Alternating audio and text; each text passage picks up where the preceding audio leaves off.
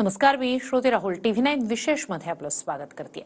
अभिनेत्री ममता कुलकर्णी संन्यासी बनली। ममता कुलकर्णीनं किन्नर आखाड्यातून संन्यासाची दीक्षा घेतली। गंगा स्नान आणि पिंडदान करत ममता कुलकर्णी संन्यासी झाली। पाहूया। अभिनेत्री ममता कुलकर्णी बनली संन्यासी, महाकुंभात घेतली दीक्षा। बॉलिवूड अभिनेत्री ममता कुलकर्णीनं घेतला संन्यास।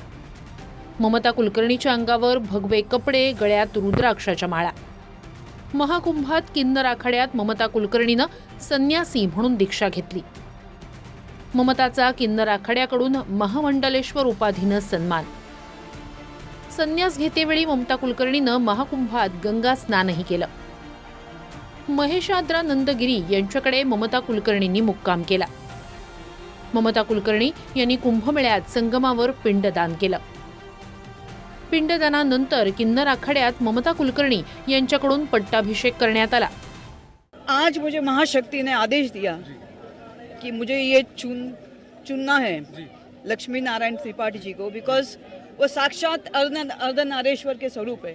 और इससे बड़ी मेरे लिए क्या उपाधि हो सकती है कि एक अर्धनारेश्वर के हाथ मेरा पट्टा अभिषेक हो रहा है। आखाड्यानं ममता कुलकर्णीला नवीन नाव दिलं। श्री यमाई ममता नंदगिरी हे नवीन नाव ममता कुलकर्णीला देण्यात आलं। आचार्य लक्ष्मीनारायण किन्नर आखाड्याच्या प्रमुख। किन्नर अखाड़ा ममता कुलकर्णी को महामंडलेश्वर बनाने जा रहा है। उनका नाम श्री यमाई ममता नंदगिरी रखा गया है।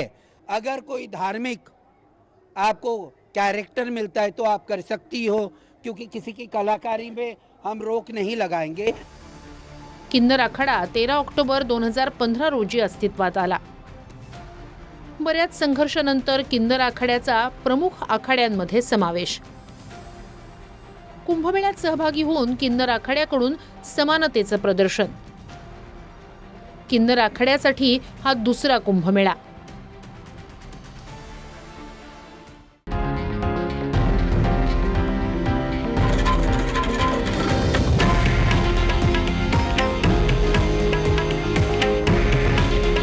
हे आहे देशातील नंबर 1 न्यूज नेटवर्क आणि आपण पाहत आहात TV9 मराठी।